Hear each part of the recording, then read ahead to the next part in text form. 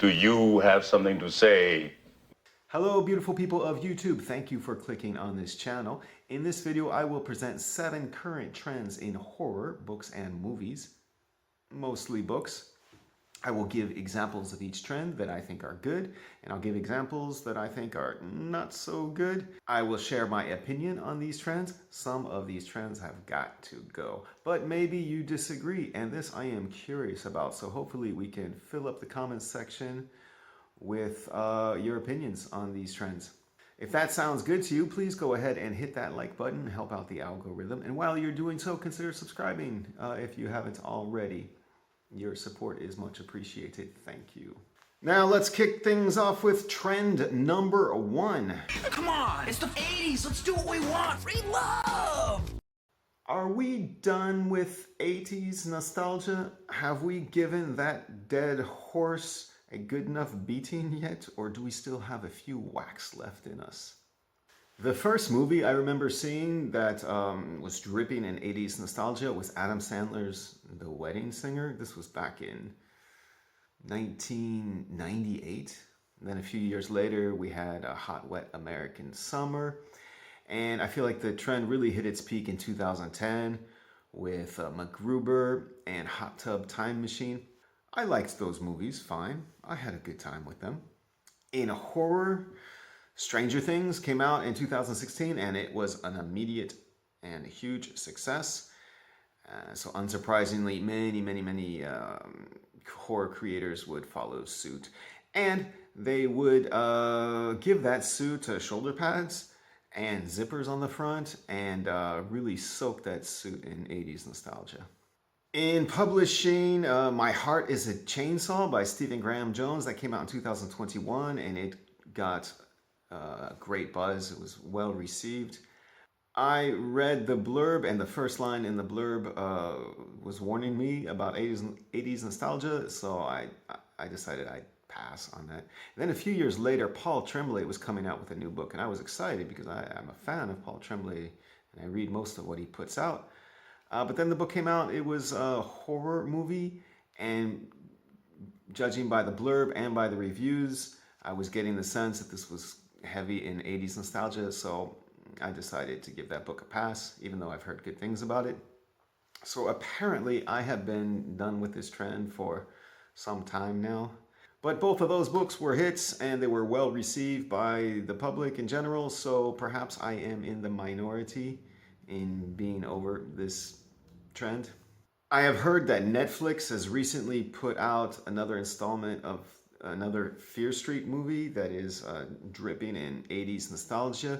I haven't seen it, nor do I intend to, but I have seen that it's been getting bad reviews. So maybe I am not the only one who is done with this trend. Maybe we will see this trend cooling off, and I, for one, will not be sad if it does. How I feel about 80s nostalgia? This ends now. That's my opinion of this trend of 80s nostalgia. What's yours? Let us know about it in the comment section below. Thank you.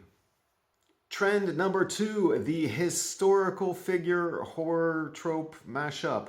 I first became aware of this gimmick, let's call it, back in 2009 with the publication of Pride and Prejudice and Zombies by Seth Grahame-Smith. It was a hit, and it was quickly followed up by the same publisher with Sense and Sensibilities and Sea Monsters. And then a year later, Seth Grahame-Smith came out with Abraham Lincoln Vampire Hunter, which was an even bigger hit. I feel like this was mercifully more of a flash in the pan than a trend with staying power. I'm not bothered by it, but if I'm being honest, I was kind of hoping that it would be more of a niche thing instead of enjoying mainstream popularity. I do the occasional ghostwriting project, so whatever trend is popular, that is what my clients are likely going to ask me to produce. And I don't mind writing cozy mysteries or steamy romance, but I would really rather not write Albert Einstein the Necromancer, for example.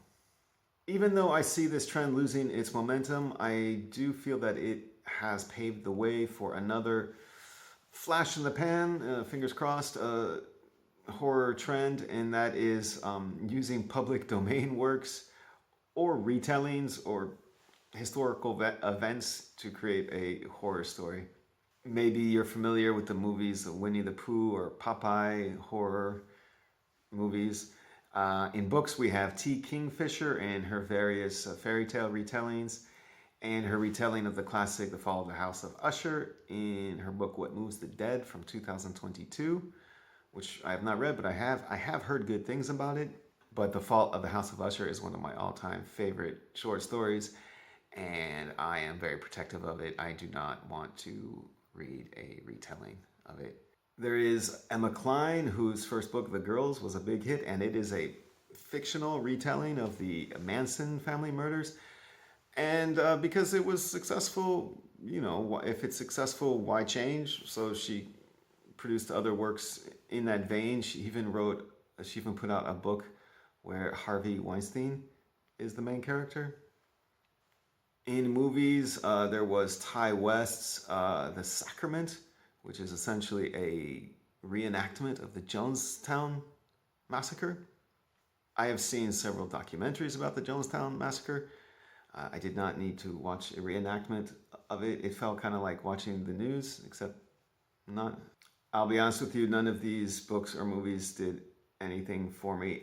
I am a demanding reader, which I don't think is necessarily a bad thing, but I need a certain amount of invention in order to be intrigued. I'm not saying these works don't exhibit any creativity, but not enough creativity or invention to satisfy me.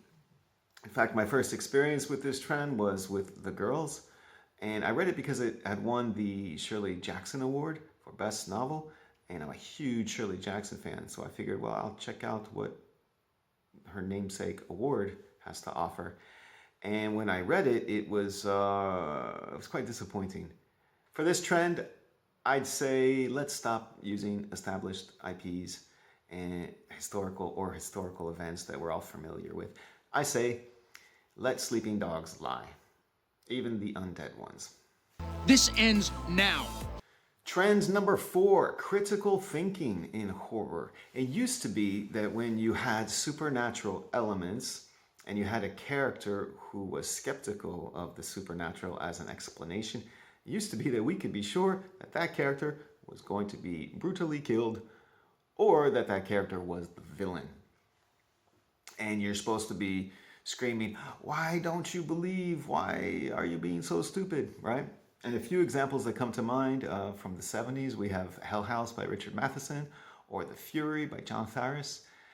However, I have been noticing a shift in this narrative device starting back in 2015 with A Head Full of Ghosts by Paul Tremblay and his follow-up Disappearance at Devil's Rock, and the excellent historical fiction horror Little Eve by Catriona Ward from 2018. These are 3 excellent books, and they're excellent examples of this trend where the skeptic is not the villain and the skeptic is not the idiot, and the introduction of critical thinking does not in any way take away from the tension or the scares. I love this development or evolution in horror. I feel that incorporating critical thinking, and not as a red herring, but as a legitimate and reasonable course of action, I feel that it adds believability to the story. I also feel that as a reader or a moviegoer, I feel that my intelligence is not being insulted. And it requires the creator to be more creative, more inventive. It's a win-win all around. To that, I say... More of that, please. Trend number 5.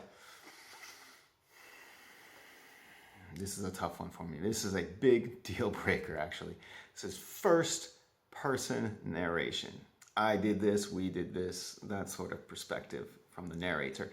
This is a huge problem for me as a reader, and I want to tell you why it is such a terrible idea in horror. I'll give some examples as well as a few exceptions to the rule. Firstly, first-person narration has existed in horror for centuries, going back to the epistolary works such as Dracula or Frankenstein, and short story authors Edgar Allan Poe or Maupassant. Epistolary or letters, that is like the novel version of found footage, that's a separate case. I don't think either Dracula or Frankenstein benefits from that narrative device. Quite the contrary. But that didn't stop those books from being wildly successful. I think first-person narration works in short stories, especially when the character or narrator is losing their mind. Think The Telltale Heart or Maupassant's The Horda or The Horla or The Inn. It also works in novels where the character's sanity is slipping away from them. For example, Caitlin R. Kiernan's The Drowning Girl or Patrick McGrath's Spider. The Spider I would not consider a horror book, but it's an excellent book. It's an excellent example of first-person narration from a character who is losing his fight with insanity. Aside from those instances, first-person narration is primarily associated with romance. That is just standard practice for romance books. We are seeing it being used in horror. Starting with horror romance, naturally. Back in, 2010, Isaac Marion came out with Warm Bodies, which was a big hit. And it's a romance book, so conventionally it's in first person. And it was a big hit. Other horror writers have used it in non-romance horror, often in what I call Scooby-Doo horror, which is to say safe, cozy, feel-good horror, let's have fun horror. And I'm not a fan of Scooby-Doo horror, but there is good Scooby-Doo horror and there is not good Scooby-Doo horror. If the writer is not writing a horror romance, they are not writing a Scooby-Doo horror, and their narrator is not battling with encroaching madness, why is the book written in the first person? That is a terrible choice. For many reasons, I'll point out two of the most flagrant, I feel. Firstly, it reads like a romance book, so it doesn't set the reader up with the right expectations. And secondly, the protagonist / narrator, in order for them to narrate what is happening, they need to be unrealistically perceptive. They need to be comically aware of what is happening, actually. It is cosmic horror, where the horror comes from confronting the unknown and trying to deal with that which we cannot understand, the unfathomable. However, in this book, because the main character is also the narrator, everything is fathomable. It doesn't work. And initially, I thought I was reading a horror romance, but it turned out, no, it wasn't a horror romance. So from the start, my expectation, the book set up expectations with the style it was written in, expectations that it did not deliver on, nor did it have the intention of delivering on them. So a lot of problems right off the bat, and those problems are attributed to just the fact that it's first-person narration. There are a few exceptions to the rule. A Head Full of Ghosts from 2015 by Paul Tremblay. I loved this book for many reasons. And firstly, it was 2015, so this was my first this was the first time I was experiencing something like that. It is borderline YA, it is borderline a Scooby-Doo book, but it is a really, really good one. And so there was a novelty to it when I read it that helped. That novelty is gone because a lot of horror books are being written in first person now. Another exception to the rule is The Queen by Nick Cutter from 2024. I love this book. This is excellent. And it's not entirely in the first person, which helps because there are other perspectives that are being explored. And also, Craig Davidson, aka Nick Cutter, he is an excellent writer. He has a command of the craft that is not matched by many writers working today. So he might be able to get away with it. which I think he does in The Queen, it doesn't mean that other horror writers should try it. It's a terrible idea, and it's a trend that needs to end. Trend number 6, self-aware or self-referential horror. Now, my first experience with this was in movies with Wes Craven's The New Nightmare back in 1994, and then he came out with Scream 2 years later. Both very successful movies, and both movies that I enjoyed. It was fresh, it was fun. It was also 1994, okay? I am personally so done with this trend. In books, my first experience with self-aware, self-referential was with Paul Tremblay's Head Full of Ghosts, which is just loaded with Easter eggs and winks and nods to other horror creators. I liked this book. I loved this book, actually, in spite of all that, if I'm being honest. Following the success of that book and the success of Scream, obviously, I'm seeing this trend everywhere. And it is often accompanied by reliant on nostalgia. When I get a sense that a book is following in this trend, for example, My Heart is a Chainsaw by Stephen Graham Jones, or horror movie by Paul Tremblay, it's a hard pass for me.